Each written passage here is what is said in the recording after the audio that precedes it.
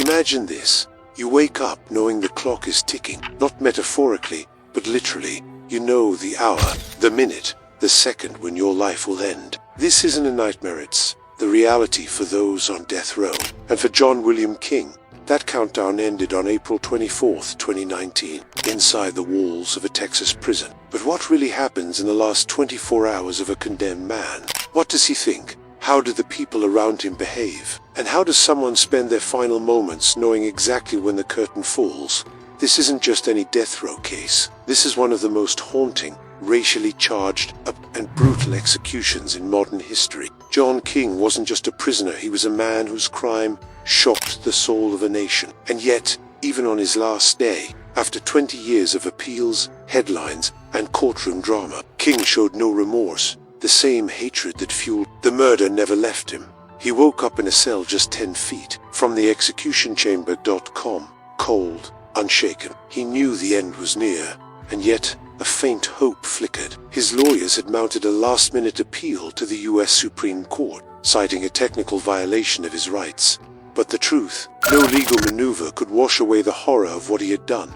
To understand why John William King was strapped to that gurney on that April night, you have to rewind to a suffocating humid evening in June 1998 in the quiet town of Jasper, Texas. That's where James Byrd Jr., a 49-year-old black man, accepted a ride from 3 white men. He had no idea that within hours, he'd become the victim of one of the most sadistic hate crimes in American history. What happened next sounds too horrific to be real, but every detail was confirmed by forensic evidence. James Byrd Jr. was beaten, spray-painted in the face, a deliberate act of racist humiliation, and then chained to the back of a pickup truck with a 24-foot logging chain. They dragged him for 3 miles. 3 miles. Byrd was alive through most of it, desperately trying to lift his head off the asphalt as it shredded his skin. He died only when his body slammed into a culvert, severing his head and arm. But even that wasn't enough for the killers. They dumped the rest of his remains near a black cemetery, a sick, symbolic message. By dawn, police followed a grisly trail of blood and body parts, one fragment scattered over asphalt right to their doorstep. The evidence was horrifyingly clear. A wrench with Barry's name, a lighter engraved with King's prison nickname, Possum. But even more chilling were King's own words. In a letter intercepted by authorities, he wrote to one of his co-defendants, "We have made history. Death before dishonor. Siege Heil." It wasn't just a confession. It was a declaration of twisted pride. As King sat on death row, the world moved on. But he didn't.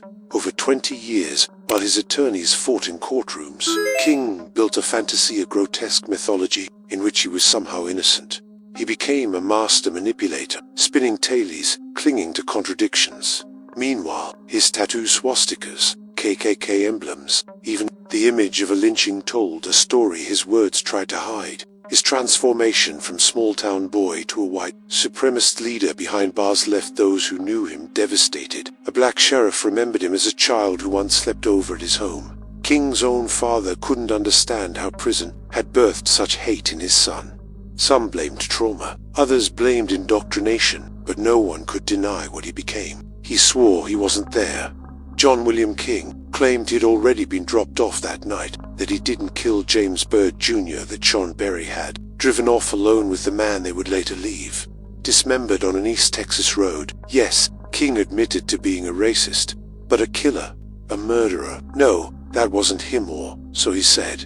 It was a lie so audacious it cracked beneath the weight of overwhelming evidence. Evidence like the chilling letter King wrote to Lawrence Brewer, proudly declaring they'd made history. Even as legal appeals unraveled around him, King clung to the lie with a fanatic's grip, weaving a fantasy of innocence so fragile that even his lawyers couldn't support it without fracturing their credibility. And yet, in his final days, that very delusion became the centerpiece of a last-ditch legal strategy, a battle not just for life, but for control of his own narrative. That final legal battle rested on a sliver of hope. From a 2018 Supreme Court decision, the ruling had established a defendant's right to control their own defense, to decide whether to confess guilt and seek mercy, or to maintain innocence, even against their lawyers' advice. King's appellate team argued that his trial attorneys had violated this principle by effectively conceding guilt in a case where King refused to. The argument didn't fall entirely flat.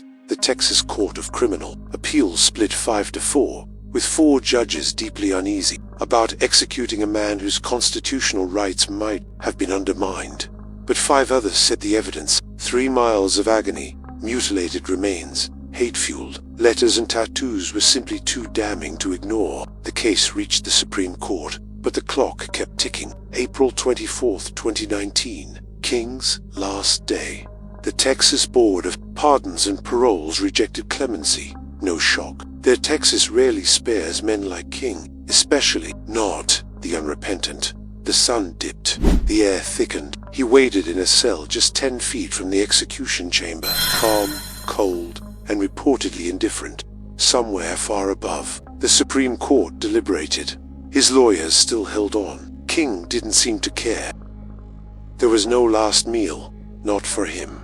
Texas had ended that tradition in 2011 after Lawrence Brewer King's accomplice mocked the ritual by ordering a grotesque feast and refusing to eat it. Chicken fried steaks, bacon, ice cream, and pizza all untouched. Lawmakers ended the 87-year-old custom within hours, and now King, even in death, paid the price for another man's final insult. 6:56 p.m., the death chamber. The Supreme Court denied his appeal. Warden Bill Lewis leaned over and asked if he had a final statement. King, lying strapped to the gurney, eyes closed, whispered no. He didn't look at James Byrd Jr.'s sisters and niece, who sat silently in the witness room. He didn't ask for forgiveness. He didn't acknowledge them, not even in death. The pentobarbital entered his veins. He took one deep breath, then a few shallow ones.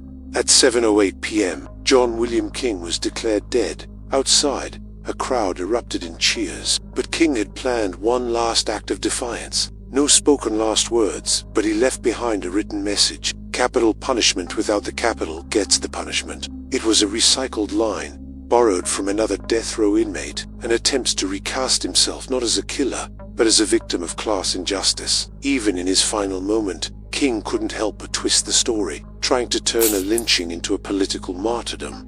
No apology, no regret, no mention of James Byrd Jr., the man whose humanity he erased in 3 Miles of Terror. Clara Taylor, James Byrd's sister, wasn't surprised. No remorse was shown, she said, is indicative of how embedded his hate was, how proud he was of what he had done. And so, even in death, John William King left a stain. His partner's spiteful meal ended a tradition. His cryptic statement ended another. Texas prisons no longer release inmates' final words to the press. 2 men, 2 executions, and 2 changes to prison policy. Not out of justice, not out of reflection, but out of arrogance and control. A final irony for 2 men who spent their final years trying to rewrite a story the world would never forget. But it raises a deeper question: does the death penalty truly bring closure? Or does it just stop a life without resolving the damage left behind? What does it mean when a man can face death with such chilling indifference, eyes shut, mouth closed, soul unbothered? Now I turn to you. Was King's execution the justice we needed, or a dark reflection of a justice system grappling with monsters it cannot understand? Let me know in the comments, because stories like this, they don't end with a heartbeat. They echo